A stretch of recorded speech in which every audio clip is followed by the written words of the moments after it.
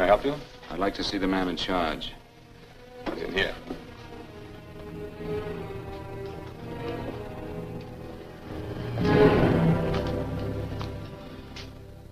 I want to report a murder. Sit down.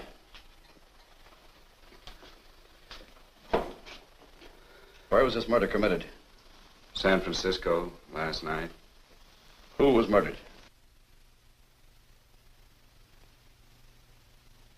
I was.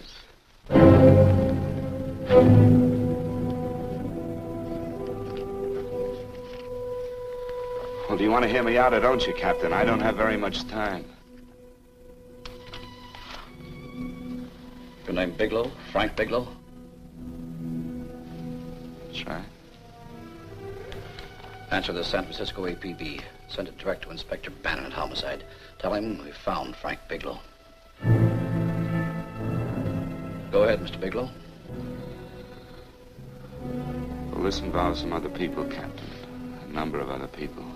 You tell it any way you like. I live in a little town called Banning out on the desert. It's on the way to Palm Springs. I have a small business there. Paula? Yes, Mr. Bigelow. Give me a copy of Miss Hollis's 48 tax return, will you? Oh, you better get the 47, too. Yes, Mr. Bigelow. I don't think we took any depreciation on that new equipment last year. No, we didn't. I remember you said we could include it all this year. Sure we can. Hey, Frank. Yeah, well. Peterson says he wants a financial statement before he can give me my loan. Hello, Kitty. I will. Well, I'm leaving for San Francisco today, but I'll be back in about a week. I'll take care of it for you then. Sure is a scorcher, isn't it? Well, I've seen him worse. Well, have a nice time, Frank. Yeah, thanks, Will. Paula, why don't you come down to the place and let me give you another permanent? Makes your hair so much easier to manage in all this heat. I can't afford it right now. Maybe next month. Yeah, here it is. No, we didn't take it. Well, we can do it this year. You work it out any way you think best. Have a nice trip, Frank. Sure, Kitty. See you when I get back. Bon voyage. Why don't you come down anyway, Paula? We'll work out a deal on that permanent. Thanks. Maybe I will. Hello? Oh, hello, Mr. Hawkins. Just a moment. Do you want him to send your ticket over? No, I'll pick it up myself. No, never mind. Mr. Bigelow will pick it up at the station. Bye.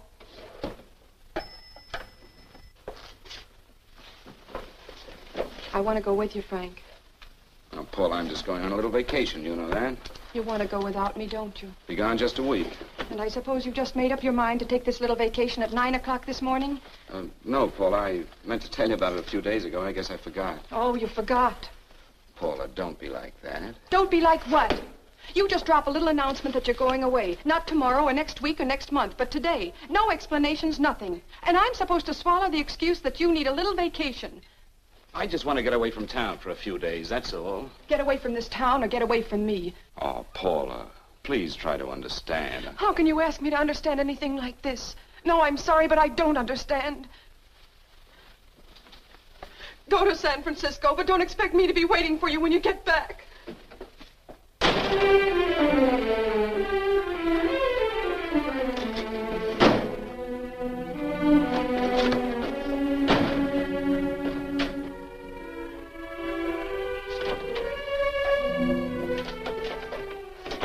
Paula, please, Paul. Come on, turn around, look.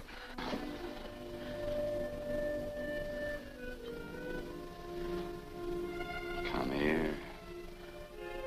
Why do you do this to me, Frank? Why can't you be honest with me? As honest as I am with you? Do you have to go? I have to go, Paula. I know what I'm doing. All right, go. Go anywhere you like. You can go to blazes for all I care. Paula. Paula. Yes, I know. I'm being foolish. Come here.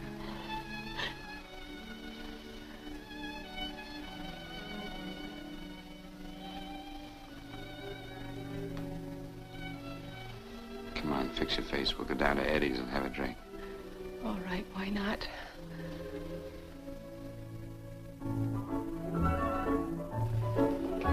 Hi, Paula. Hi, Eddie. Give us a couple of cold beers, will you? Coming up. Hi. Come on.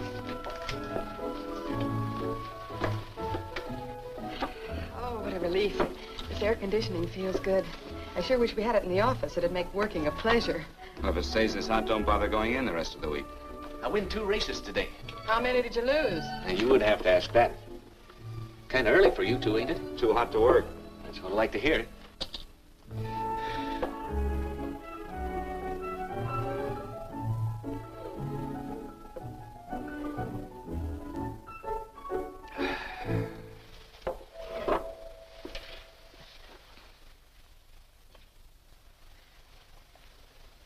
Frank, you'll take me with you, won't you?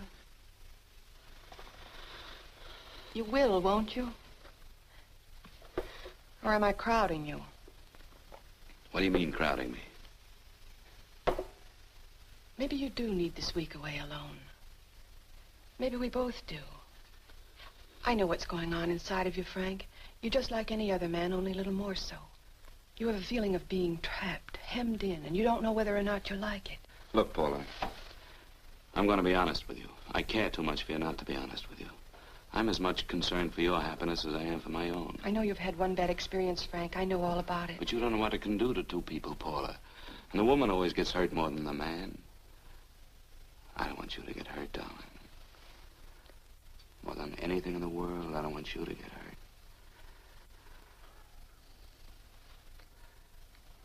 Want to hear some music? All right, Frank. Got a couple of nickels, Eddie? Yeah. This won't bother you, will it? No, the next result doesn't come in for half an hour.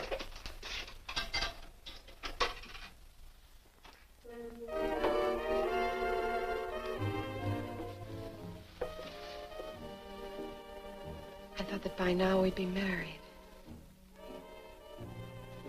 No, I'm not going to crowd you anymore, Frank. Go to San Francisco. I don't like it, but I'm convinced that you must go. I want you to be very sure, Frank. If it's right, and I believe it is, we'll have something really wonderful together. If it isn't, we should both know it as soon as possible. So you see, even if I could stop you, I wouldn't do it now.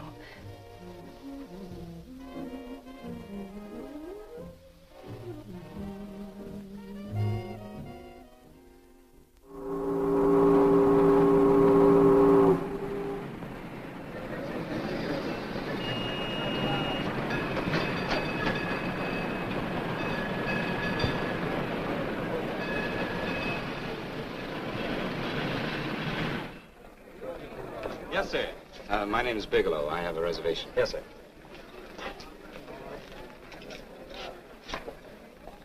Here we are, sir. My name is Bigelow. I have a reservation. I have it, sir. It's a very nice room on the 6th floor, facing the bay. Boy, this might help you enjoy your stay, Mr. Bigelow. It's a little booklet on how to have fun in San Francisco. Oh, thank you. Very welcome, sir. Thank you. Say, is it always like this around here? No, this is market week, and it's the last day, too.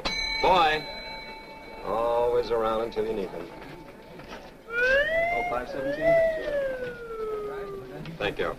Here's a message for you, Mr. Bigelow. Long-distance call came in about an hour ago from Banning, from a Paula Gibson. Oh, thank you. Very welcome. Show Mr. Bigelow to 618. Right this way. Fine.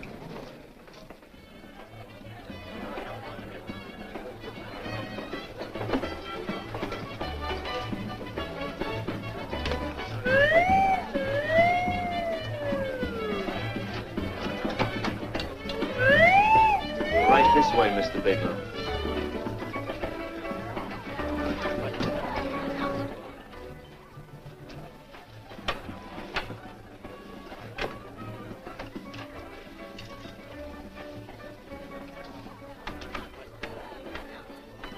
Is there anything else, Mr. Bigelow? Oh, yes, you can get me a dry Manhattan and a package of razor blades. Yes, sir. Thank you. Oh, and you can leave that door open. Hello, operator. I want to speak to Miss Paula Gibson in Banning, California. Yeah, that's right. No, I'll wait. Hello? Hello, Paula. Oh, hello, Frank. How was the trip? Fine, just fine. Having a miserable time, I hope. Well, I don't know. I just got in. What was that? Market week. The place is crawling with traveling salesmen. You know, Charlie Anderson found out that you went away and he asked me to go out with him. Oh, really? How did he make out? I'm considering it. Is that what you called to tell me? I'll have you know that this call is strictly business, Mr. Bigelow. Did a Mr. Phillips phone you? Eugene Phillips of Los Angeles. No. He will. He phoned the office 3 times today. Said that he wanted to get in touch with you immediately. He said it's most urgent and imperative that he reach you at once. What did he want? I don't know. But he sounded deep, dark, and mysterious and quite agitated about something. Phillips. Have we ever done any business with him? Not unless you've been keeping it a secret from me. I looked through all the accounts. Why did you tell him you could reach me here? You know I'm supposed to be on vacation. So you told me. And so I told him, dear heart. But the gentleman didn't seem to respect your temperamental moods the way I do. He was very insistent that he speak to you before it's too late, as he put it. Well, tell him you tried to get in touch with me and I've changed my plans and you can't reach me. He won't talk to me. I told him that I was your confidential secretary, but I guess I didn't sound confidential enough. So I told him that he could reach you there this evening. Well, call him back. If it's as important as he says it is, he'll talk to you. Otherwise, he'll just have to wait until I get home. My, aren't we adamant this evening? All right, shall do. And Frank. Yeah? I don't quite know how to say this. Say what? Well, what I want to say is that there's nothing you can do that you ever have to feel guilty about. Oh. Sure. Thanks, Paula. I'll call you tomorrow. Right.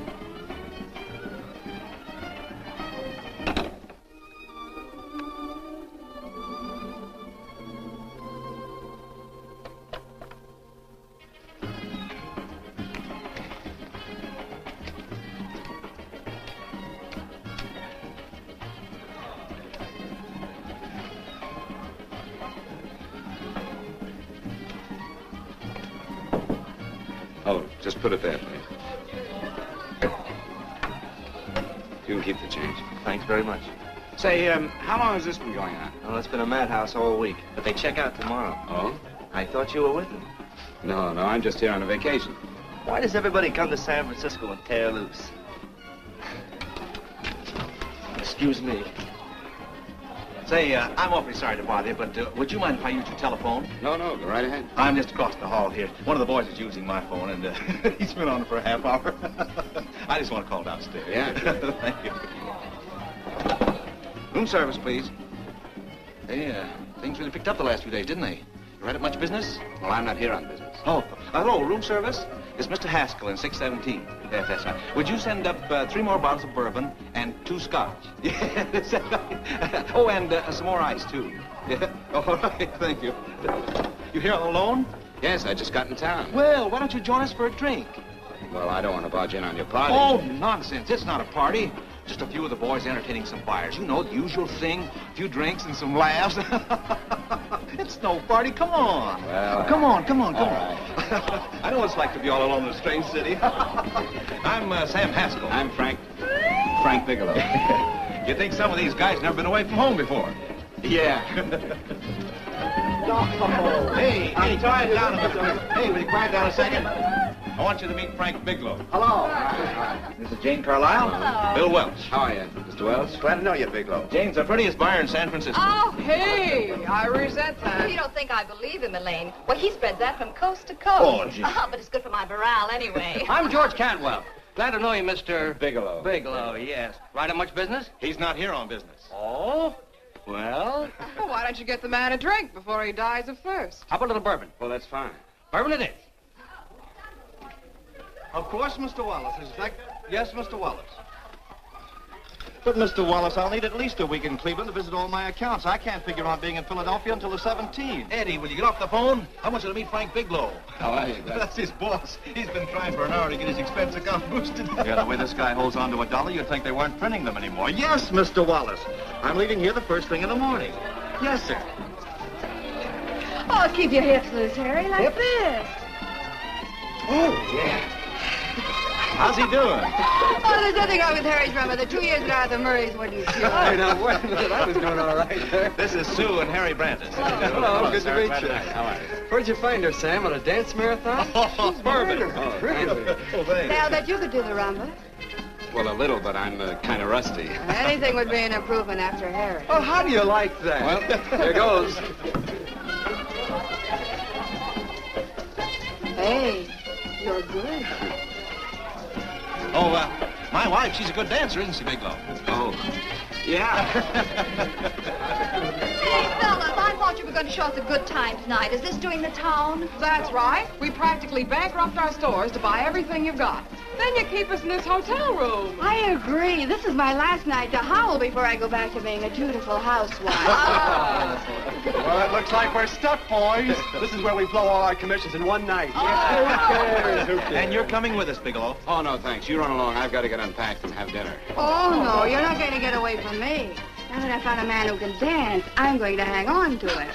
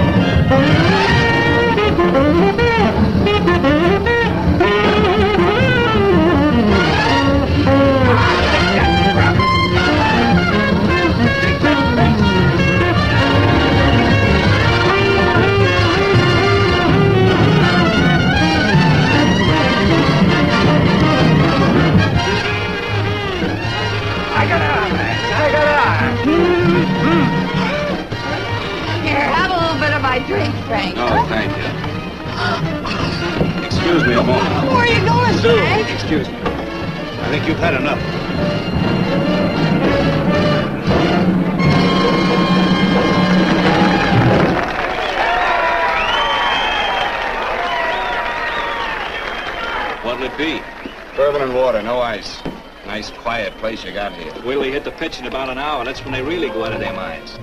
Who's the blonde?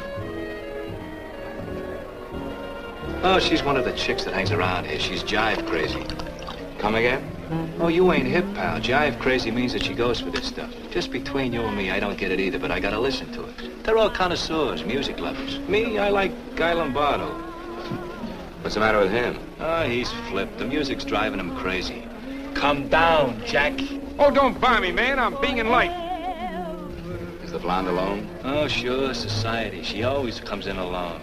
Drives a big convertible, wears a mink coat, but knows everybody. But she always comes in alone.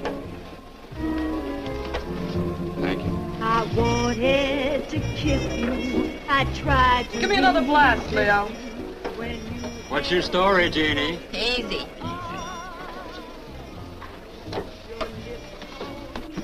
Hello? Easy. Dig the fisherman. Oh, that's really silk, isn't it? Can I buy you a drink? Sure, thanks. Give me a blast, Leo. Leo, I left my blast at the other end of the bar.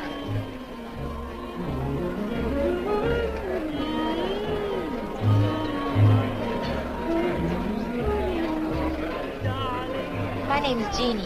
What's yours? Frank? I've never seen you here before, Frank. Well, I've never been here before.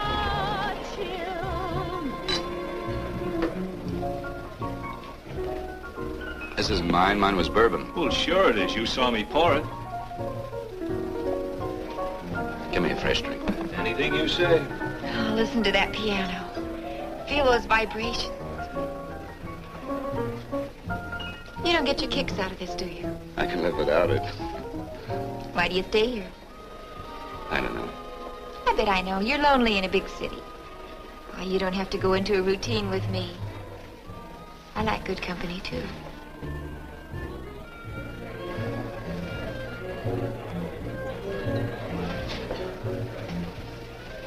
Say, there are some people there I want to avoid.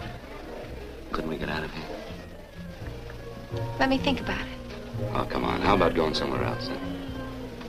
Why don't you meet me later? Okay. Where? I tried to forget you, but you whispered, darling, I love. Call me at that number later. It's my next stop. They've got a band there that'll really send you. See you, Jeannie. Easy.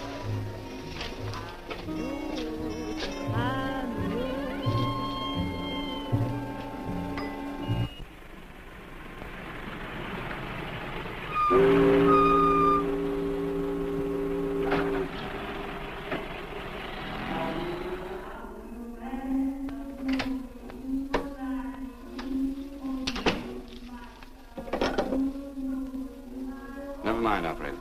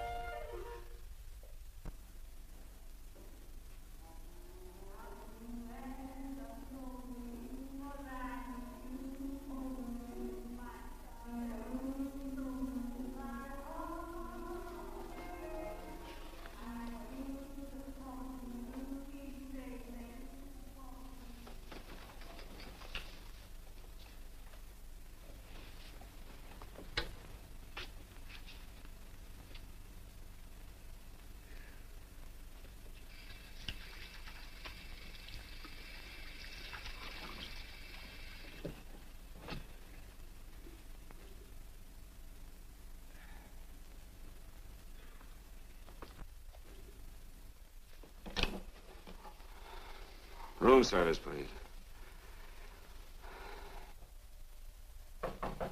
Come in.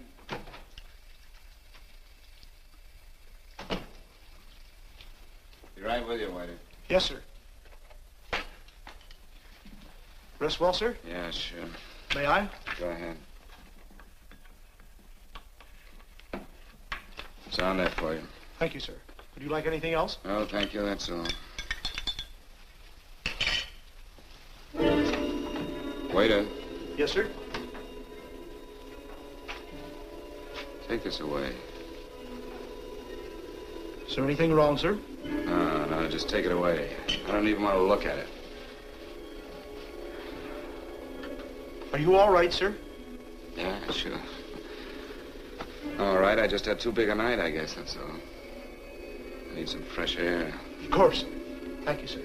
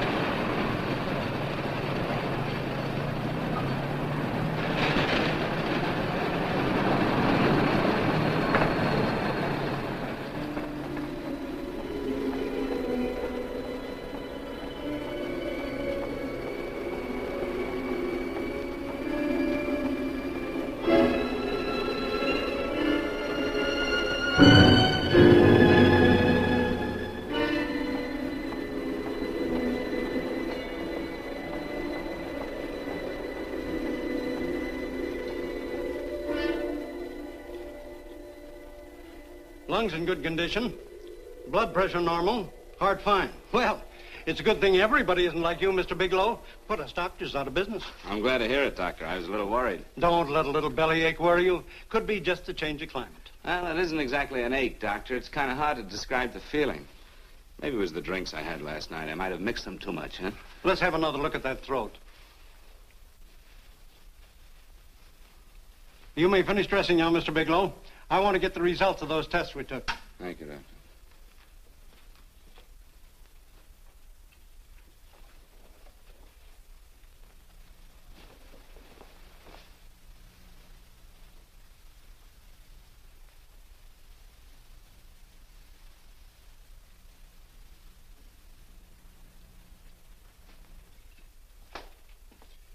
Mr. Bigelow, this is Dr. Schaefer.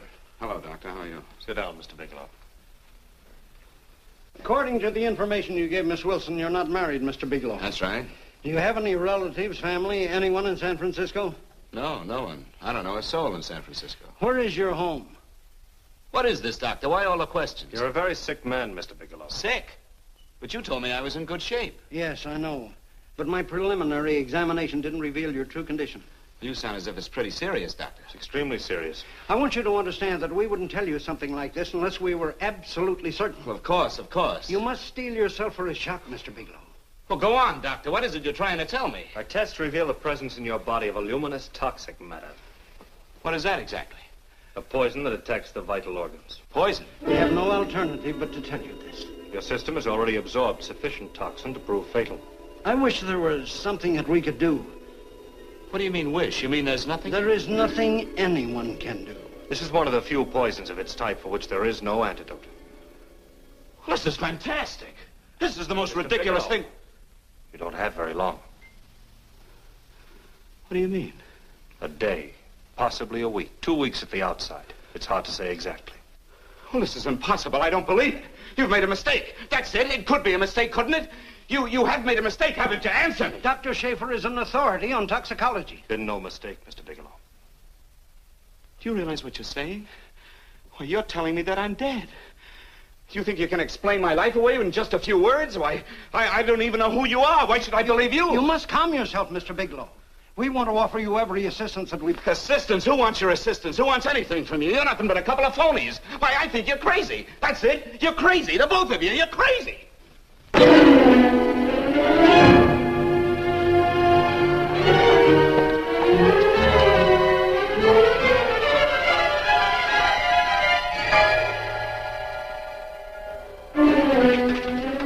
Where's the doctor? You just come in. Come on, tell me. You've got to go through the thing before you come Get out here. of here. What's the trouble here? What's the matter with you? Doctor, I want you to examine me for luminous poison. Come right in here.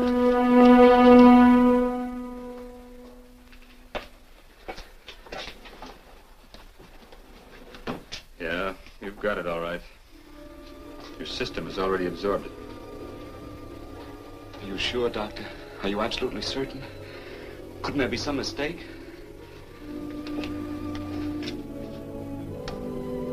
There it is. The toxin is actually luminous in the dark. Now there's no doubt about it, Bigelow. I don't feel sick. My stomach is just a little bit upset. Maybe it's not as bad as you think, Doctor. That's characteristic. With the heavy jolts, you go suddenly in a matter of hours. But if the stuff is taken in a lesser degree, you last a while, and then...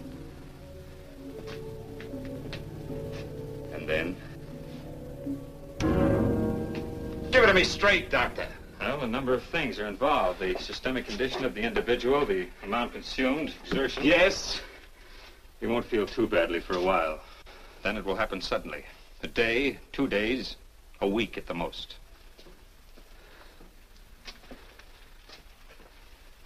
A day? 2 days? There's nothing that can be done now. If it had been caught in time, your stomach could have been washed out. But you've had it in you for some time now. For at least 12 hours, haven't you, Bigelow? I don't know. You don't know? No. Don't you know how you got it? No. And this is no accident. Somebody knew how to handle that stuff. That wax is tasteless and odorless. And the amount of alcohol in your body, you must have got it in liquor. I was drinking last night. Arrange for your admission to the hospital immediately. Of course, I'll have to notify the police. This is a case for homicide. Homicide? I don't think you fully understand, Bigelow. You've been murdered.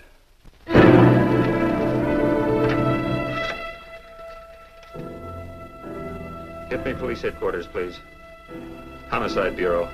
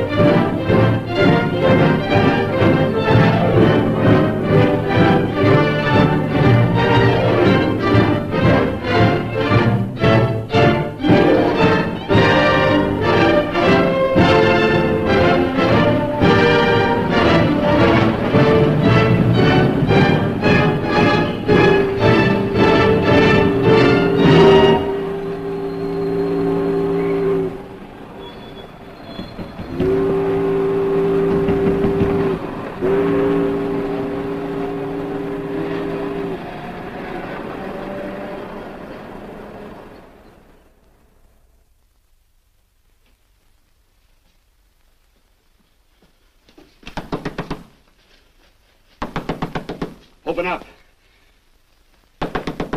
Open this door, I tell you. Open it up or I'll break it down. Where are those men? Where are those men who were here last night? I don't know. There are no men here. Please go away. Don't lie to me. Where are they? Mister, this lady just checked in. Those men aren't here no longer. They checked out of the hotel early this morning. Checked out? Please go away. I'm sorry. I'm terribly sorry.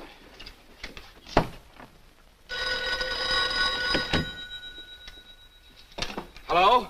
Please, Mr. Bigelow, my eardrums. Oh, hello, Paula. Your enthusiasm overwhelms me. Why haven't you phoned me, or is there a quota on telephone calls up there? I'm sorry. I've been busy. I'll bet you have. Visiting the museums, no doubt. What's happening up there that's exciting or different? Nothing, not a thing.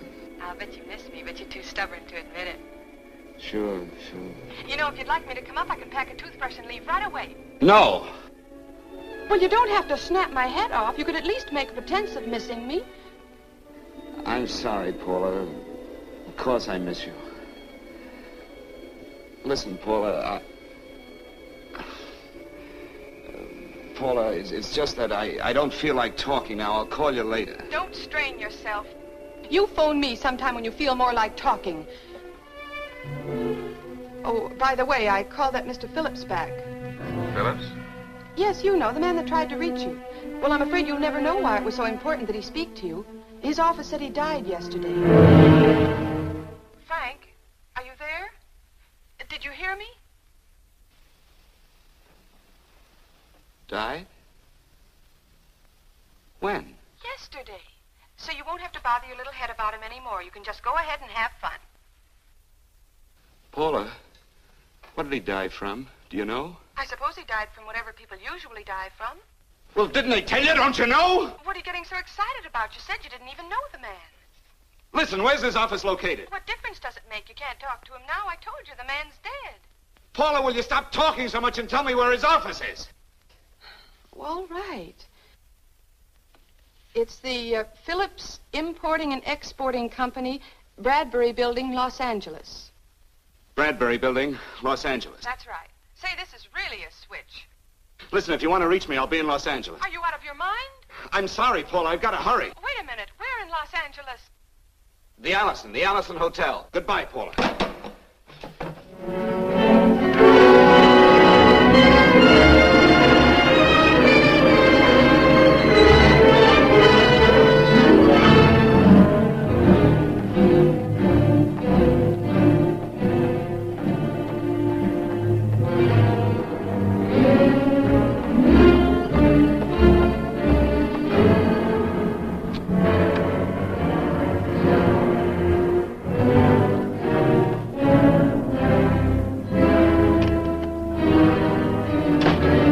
See someone in charge here. What is it in regard Well, to? it's a personal matter. It's quite urgent.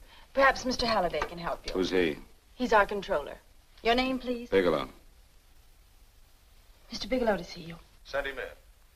Go right in, please. That door.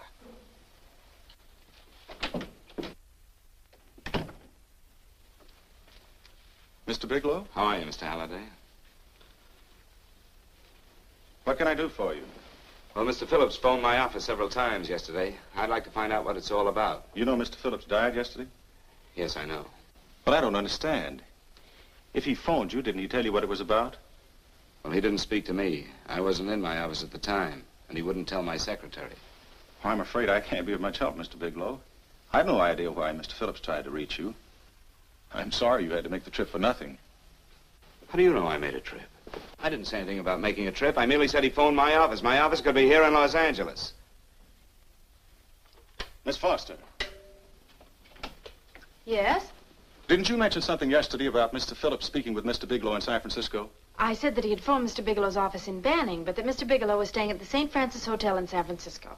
I'm sorry you misunderstood me. Do you know why Mr. Phillips called? No, I don't. All right, thank you, Miss Foster. You can understand that we've been somewhat upset around here. Now, if you don't mind,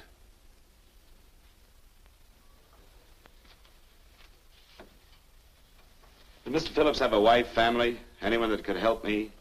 you can't intrude on people at a time like this just to satisfy some curiosity. It isn't just curiosity. Then I suggest you wait a week or so. I can't wait. Well, I'm sorry you'll have to. Well, there's always a phone book. You're a pretty aggressive fellow, Bigelow. Are you quite sure that this is as important as you make it appear to be? It's important. Mrs. Phillips lives at the Sunset Arms Apartments. Thank you. I needn't tell you she's under a strain. I suppose you're capable of using a little more tact with her than you demonstrated with me. I think I can handle it. By the way, what was the cause of Mr. Phillips' death? Suicide. He leaped from the balcony of his apartment. Thank you.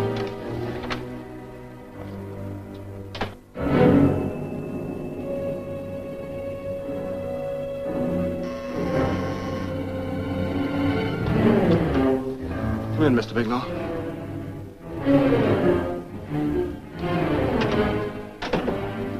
I'm Stanley Phillips, Eugene's brother. Halliday phoned that you were coming.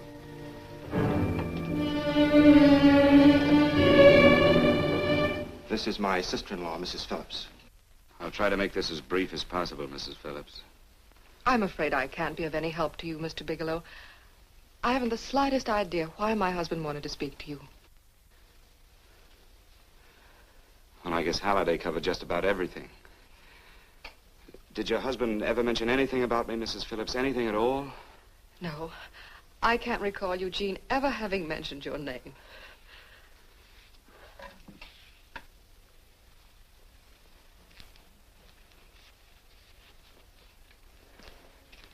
I hate to ask you this, Mrs. Phillips, but it's of vital importance to me.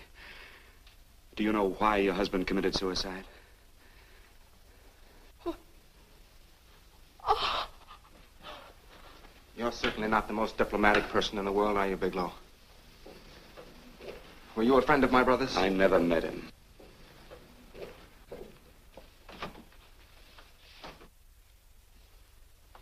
My brother was in a jam, a pretty bad jam. He was arrested 2 days ago. He sold some iridium to a dealer by the name of Majak. It's a very rare metal, very costly. Anyway, the iridium turned out to be stolen. He was released on bail yesterday, but he faced a pretty stiff prison term. And have committed suicide for less. Yes, I know. That's how the police feel about it. What puzzles me, though, is this crooked deal. Knowing Eugene, you wouldn't say he's the type of man to be mixed up in anything like that, now would you? I told you I never met him.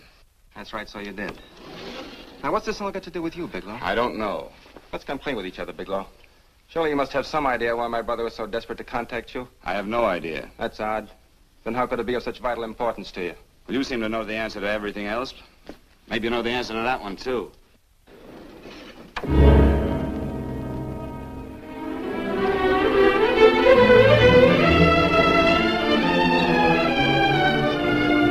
There's a message here for you to call operator 82 at Banning.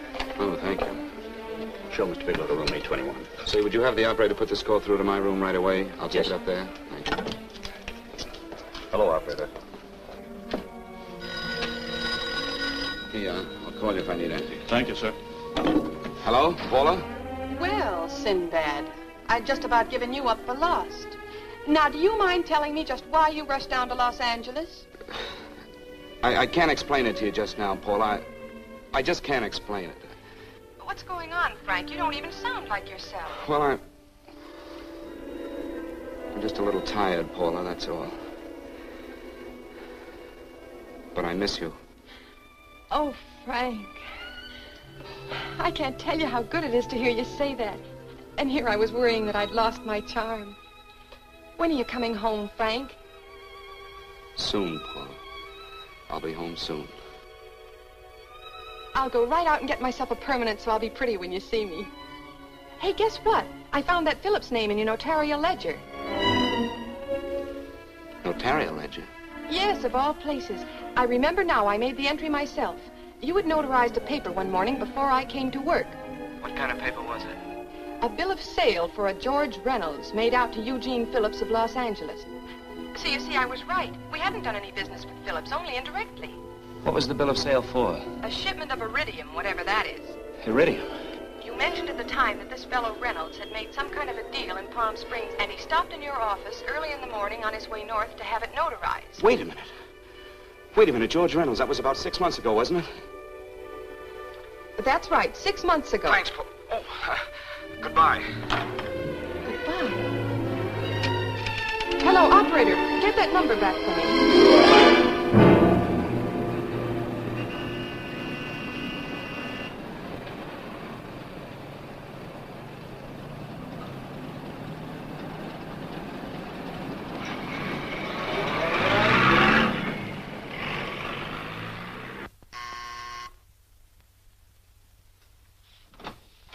I've got to talk to you, Mrs. Phillips.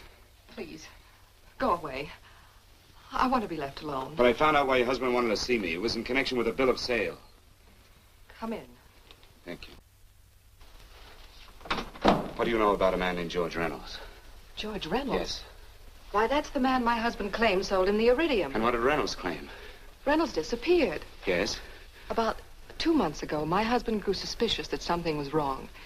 Since then, he tried in every way to locate Reynolds, but could find no trace of him. But I don't get it. Your husband could have proved he made a legitimate deal by showing the bill of sale he got from Reynolds. Then there was a bill of sale? Yes, of course there was. My husband swore there was, but at the time of his arrest, he couldn't find it. It was mysteriously missing. Well, then, if your husband could have shown proof, it would have been George Reynolds who would have faced the prison term. Eugene was convinced that Reynolds had stolen the bill of sale. He was the only one who had reason to eliminate evidence of the transaction. Thank you, Mrs. Phillips. Thank you very much. You've been very helpful. Oh, if you'd only come sooner, Mr. Bigelow. My husband might be alive today. I know.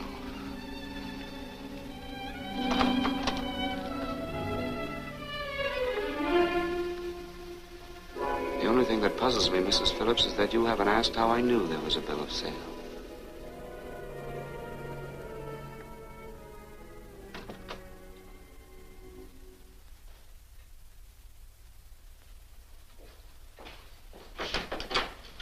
Mr. Holliday isn't in. He should be back shortly. I think you're the one who can help me, Miss Foster. Mr. Phillips tried to reach someone else before he called me yesterday, didn't he? Why don't you ask Mr. Holliday? Obviously, Mr. Holliday wasn't here yesterday, or he wouldn't have had to learn from you that Phillips called me. And you're the logical person to know who else Phillips called. I don't believe that's any of your business, Mr. Bigelow. Don't think you're revealing anything confidential, Miss Foster. I know that he tried to reach somebody else. Mrs. Phillips told me. You're bluffing, Mr. Bigelow. I don't know what you're after, but you're trying to trick me. Mrs. Phillips didn't tell you a thing. How do you know that? Mrs. Phillips knows nothing about it. She doesn't. Well, why wouldn't she? Wait a minute. I was talking about George Reynolds. Who did you think I meant? Just who is it that Mrs. Phillips doesn't know I about? told you before, that's none of your business. All right, young lady, I'm going to give it to you straight. Phillips was murdered. Murdered? I don't believe you. He told me because he needed me to clear him. Phillips was innocent. Innocent men don't have to jump out of windows. Murdered? Just who are you trying to protect, Miss Foster? Why are you so afraid to tell the truth? I'm not protecting anybody. I haven't any more to say. All right, young lady, listen to me. This thing is going to explode wide open. If you've got nothing to hide, you better start talking. Or maybe you are mixed up. No! Well, then come on. Mr. Phillips called Marla Rakubian. He went to see her yesterday morning. Who's Marla Rakubian? She's a model. She and Mr. Phillips used to be quite friendly, but he hadn't been seeing her for quite some time. Come on. The last couple of months he'd been trying to locate her and finally learn where she lived yesterday morning. When he returned from seeing her, he was terribly upset and excited. That's when he had me put in the calls for you. When he couldn't reach you, he went home. The last time I saw him alive. Give me Marla Rakubian's address. I don't think Mr. Phillips realized I was aware of his friendship with Marla Rakubian, and out of respect for him, I never intended to tell anybody. I had no idea that she had anything to do with the trouble he was in. I admire your discretion, Miss Foster. You know, you must be pretty friendly with Stanley, Miss Foster. He knew how desperately his brother tried to reach me yesterday, and he wasn't even here at the time. And now you seem to know all about what happened in Mrs. Phillips' apartment.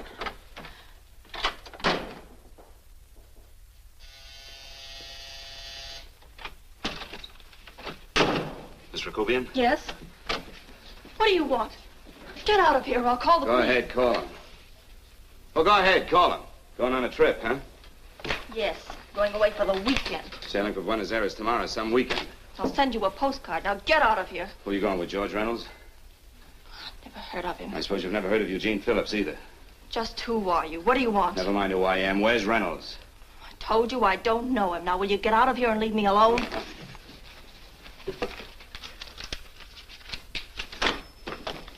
So you never heard of George Reynolds, huh?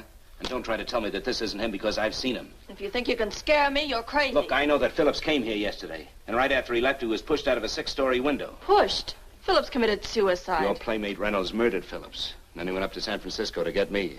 Because I knew about a certain bill of sale. I don't know what you're talking about. You're in this right up to your pretty little neck. I'm not mixed up in anything. Get your hands up. Drop that picture on the couch. Turn around. Don't get any ideas because I'm not afraid to use this. Give me your wallet.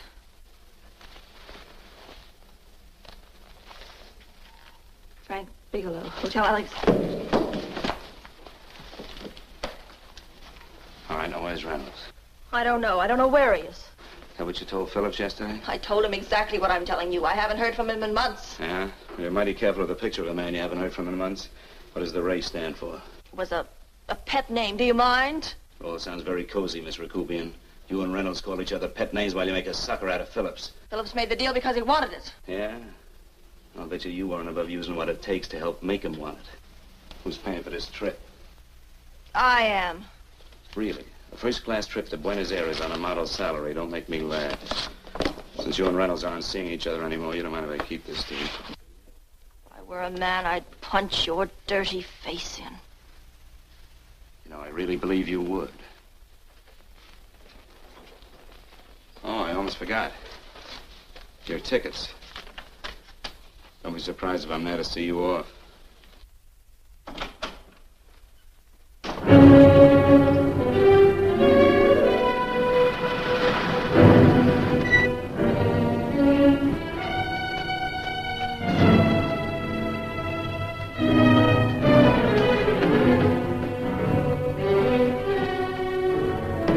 Angelo. Angelo! Angelo, do you remember taking this picture of George Reynolds? I take so many pictures, I can't remember them all. This gentleman is a friend of his and would like his address. We have no card on him. I don't think we ought to do that. He's willing to pay $20 for it. That's the paper we used last year. Of course, you understand we usually don't give out the information about our clients. I know, you're a couple of high-class fellas. Thank you. Revealing anything confidential is against the ethics of our establishment. That's right. Honesty is the best policy. Of course. But in your case, inasmuch as you're a personal friend of Mr. Reynolds... Thanks. I knew you'd come through. Got it. Here it is. We don't have his address. He must have called for the picture. But he couldn't have been a very good friend of yours, mister, because his name is not George Reynolds. It isn't? Well, what is it? It's... Huh? Oh. Yes. It's Raymond Rakubian. Rakubian? Yes. What's so unusual about that? The picture's signed Ray, isn't it? Yeah. Yeah. Thanks.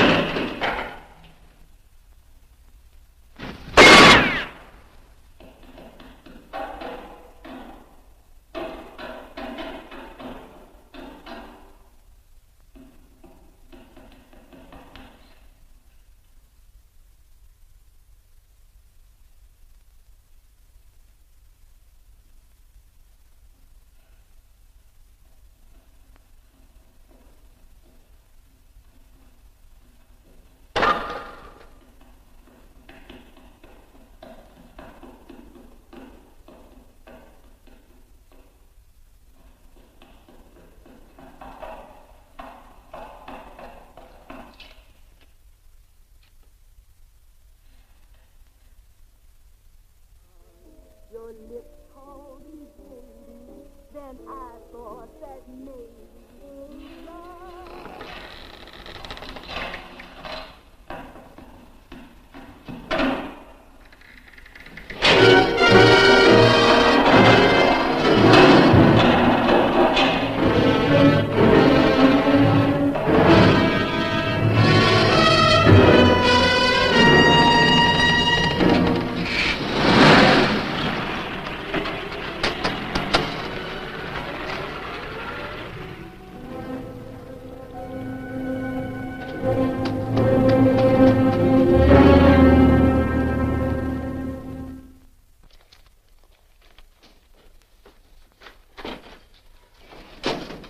Bigelow, are you all right? Can I get you anything? No, thanks. Do you know this man? No, I don't think so. Are you sure you've never seen him? I'm quite sure. Does the name Raymond Rakubian mean anything to you? No, I never heard of him. Why? He also uses the name George Reynolds. This is Reynolds? That's right. Well, where can we find him? That's what I want to know. Tell me something, Halliday. You're the controller here. How come you didn't know about that bill of sale? Phillips made that deal before I came to work here. Yeah, but you still keep records, don't you?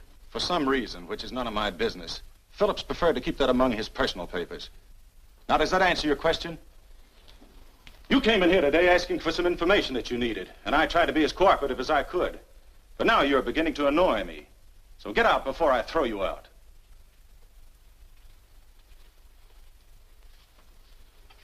You know, you really frighten me.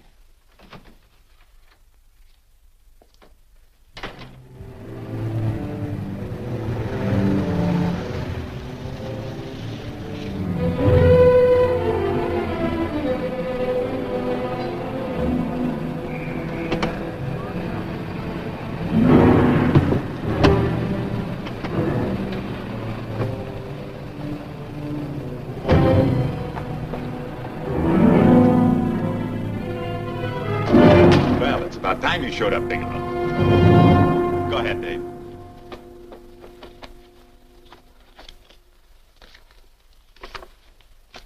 Real cute, ain't you, Bigelow? Just real cute. Paula didn't lose much time getting a hold of you guys, did she? Shut up. Let's go, Bigelow. Look at him. He can't take it. Soft in the back. You do that again and I'll kick your face. Lay off, Chester. Cut it out. Shut up! Who asked you? Better let him answer. The clerk might know he's in. Go ahead, Bigelow.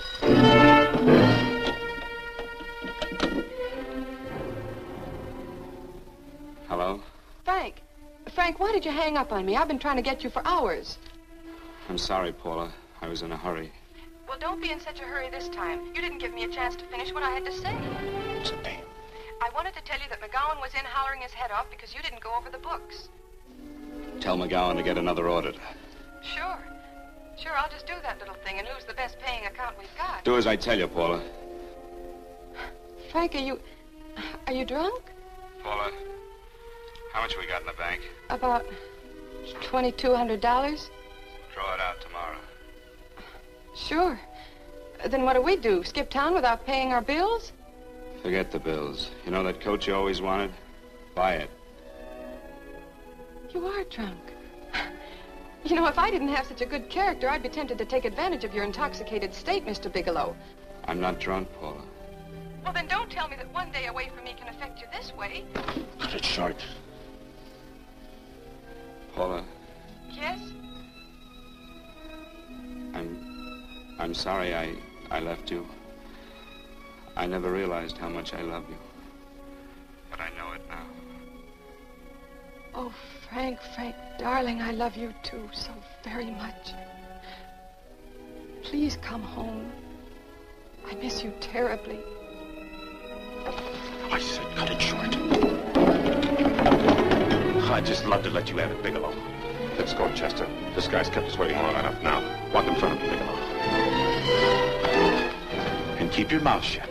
If you so much as look cross-eyed at anybody, I'll blow the back of your skull out.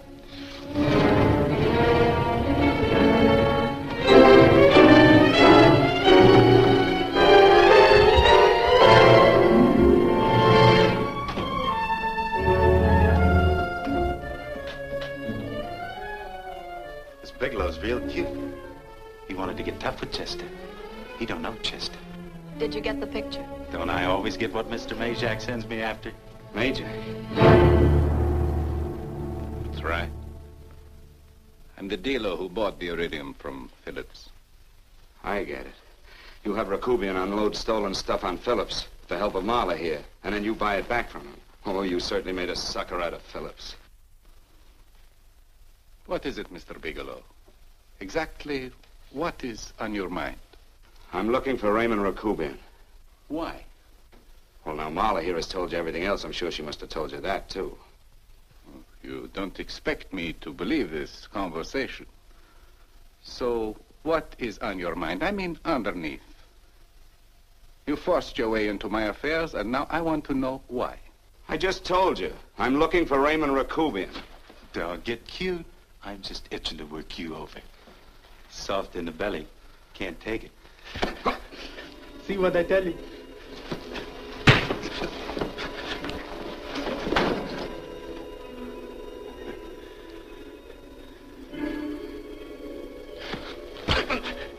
Can't do that to Chester. I'm gonna blow your guts out. Easy. Lay off, Chester, not now.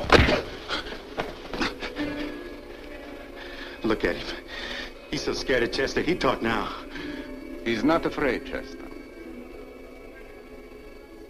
You can tell from a man's eyes when he is afraid. Look at his eyes.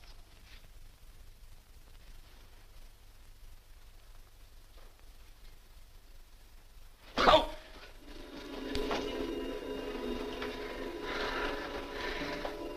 I'm telling you, Majak, you better keep him away from me or he's really going to have to use that gun. Go away, Chester, please. Do what I tell you, my boy. Please. And help Dave. Joe.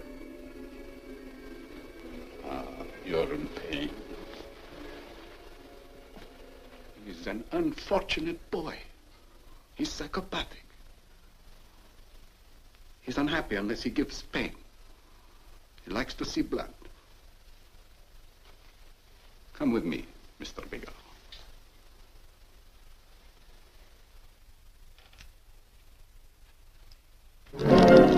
Raymond Rakubian was my nephew. He could not possibly have tried to kill you. He's been dead 5 months.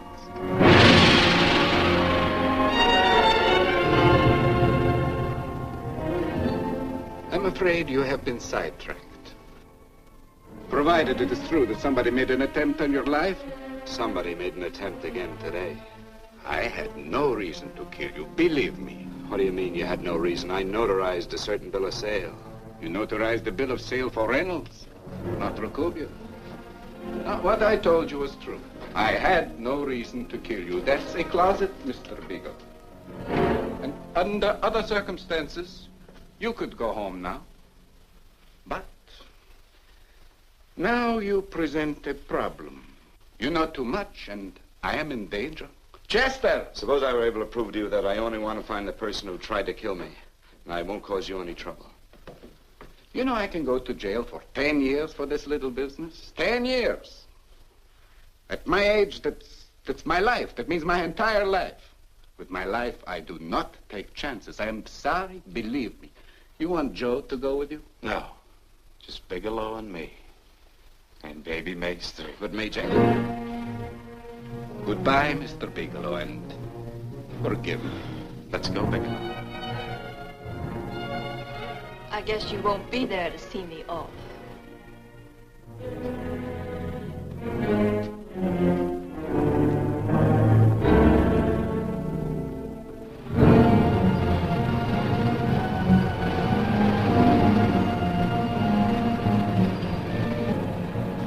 You tried to make a boob out of me in front of Major. You shouldn't have done that, Bigelow. I don't like that. I'm going to enjoy this, Bigelow. I've done jobs like this before. I knocked off guys I could like. But I don't like you, Bigelow. I never liked that puss of yours from the minute I seen it.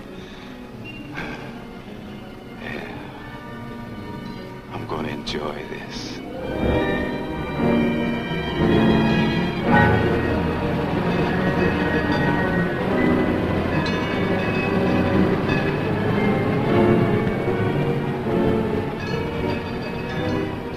Scared yet, are you, Bigelow? But you'll be scared. Good and scared. I think I'll give it to you in the belly. You don't like it in the belly?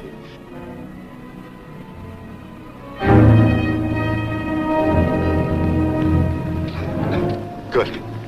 Try it. I just love you to try it, Bigelow. Why don't you try it? Go ahead.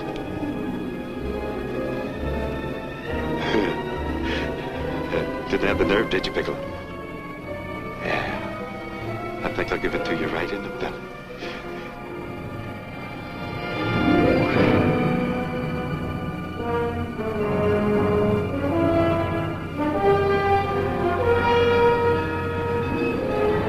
It takes longer when you get it in the belly.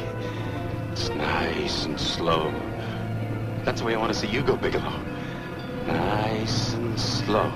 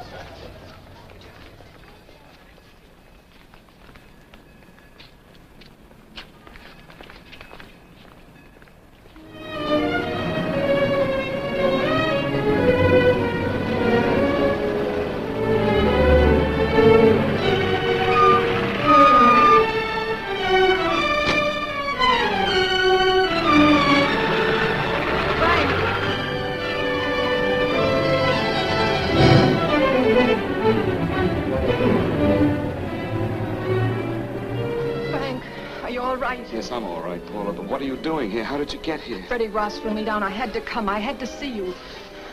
You shouldn't have come, Paula. You shouldn't have. What is it, Frank? You're in some kind of trouble. I know it. Look at you. You're a sight. Your clothes look as if you've slept in them. Are you ill? You are. You're feverish. I'm all right, Paula, and I'm not in any trouble, believe me. You're lying, Frank. Right after I spoke to you, I got a phone call from the San Francisco police. They asked if I knew where you were. You didn't tell them anything, did you? Of course not. It was the homicide detective that called. What is it, Frank? If you're in any kind of trouble, you certainly can trust me. Look, I'm not in any trouble with the police, Paula, believe me. But you can't stay here. You've got to go back to Banning right away. No, I won't go, Frank. I won't. I'm staying here with you. Paula, it's better that you go back, believe me. Why? What's this all about? What have you got to do with this Phillips and Reynolds? Phillips was murdered. What could that possibly have to do with you? All you did was notarize a paper. You've notarized hundreds of papers. I know. All I did was notarize one little paper out of hundreds. Frank, you frighten me. You don't even act like yourself. I know that you're in trouble, that something is wrong, that you're in serious trouble.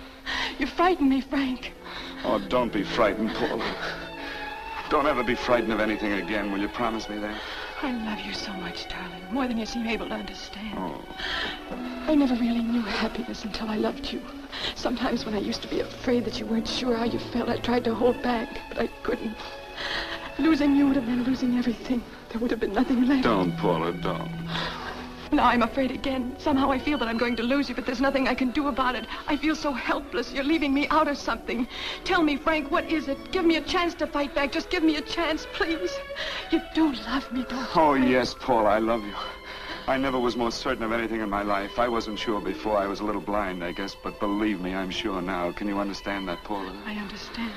A man can be like that, Paula. Something has to happen. It can be a big thing or a little thing, but it can make him realize how much someone means to him, how much he really loves her. Oh, and I love you, Paula. More than I ever thought it possible to love anyone in the world, I love you.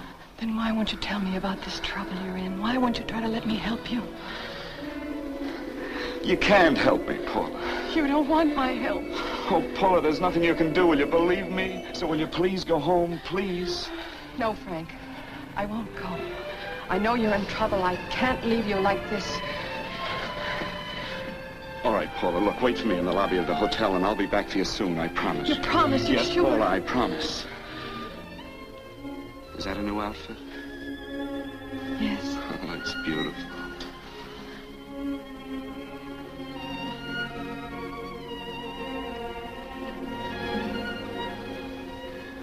You'll come back to me, won't you, Frank?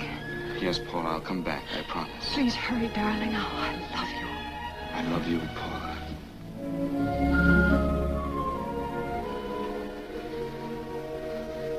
Goodbye, Paula.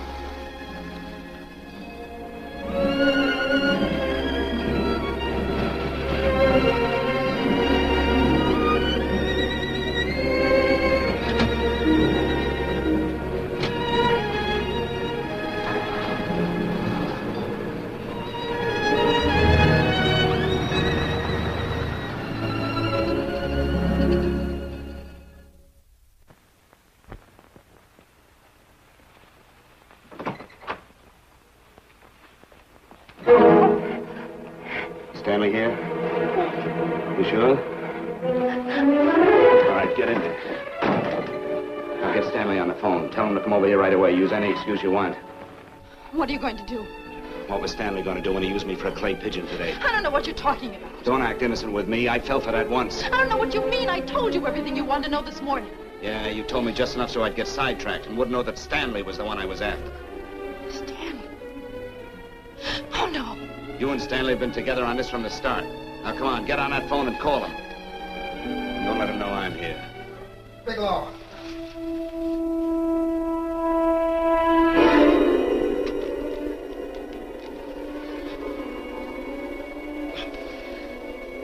You've been sidetracked, all right. But it was the poor bereaved little widow who did it. Miss Foster found this letter this afternoon.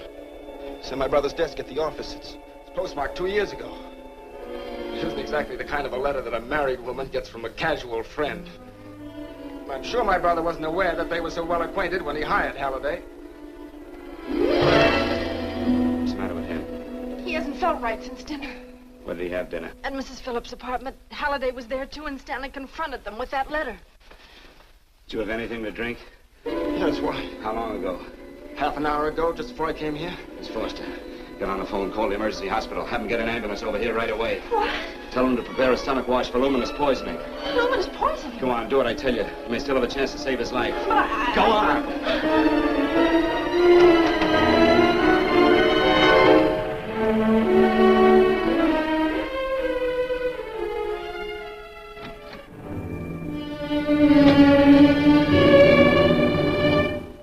I found George Reynolds, Mrs. Phillips. He's been dead for 5 months. Then he didn't steal the bill of sale. No, he didn't. But you could have stolen it. How dare you? You knew who I was when I came here today. But you were surprised to see me alive, weren't you? But I'm not alive, Mrs. Phillips. Sure, I can stand here and talk to you. I can breathe and I can move. But I'm not alive. Because I did take that poison. And nothing can save me. What are you going to do? I tell you now, I have nothing to lose. No, you've got to listen to me. You've got to give me a chance. But I didn't have a chance. It was Halliday. Believe me, it was Halliday. He made me steal the bill of sale. He planned everything. What about this letter? Your husband knew about you and Halliday. He found it only yesterday. He accused Halliday. They fought, and Halliday pushed him over this balcony. And why me? Why did he want to kill me? Because you could have proved there was a bill of sale, that my husband had no reason to commit suicide.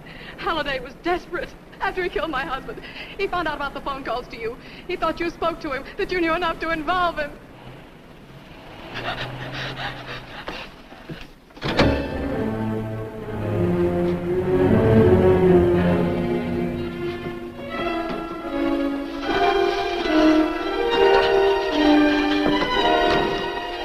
Where's Halliday?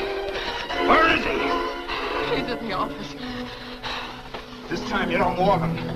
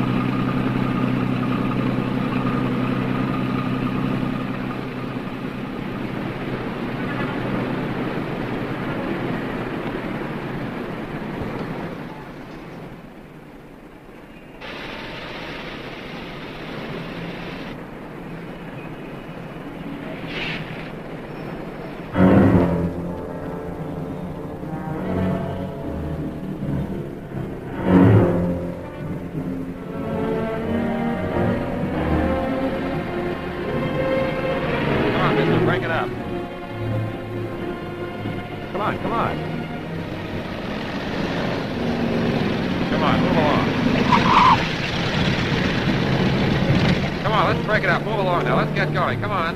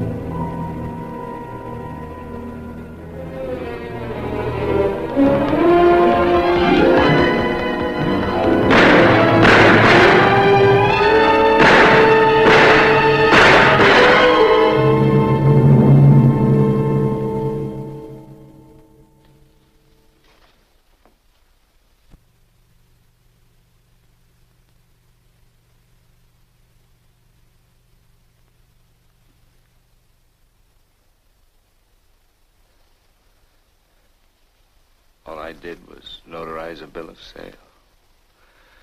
But that piece of paper could have proven that Phillips didn't commit suicide. He was murdered. And that's why Halliday poisoned me.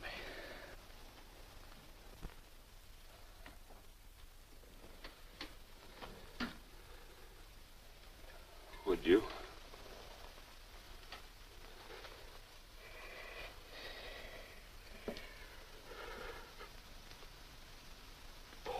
Paula.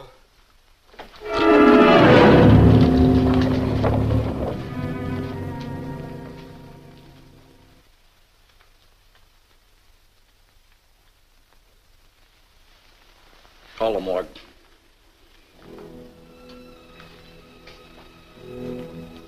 Johnson, you go to the Allison Hotel, find Paula Gibson. Don't tell her anything. I'll break it to her.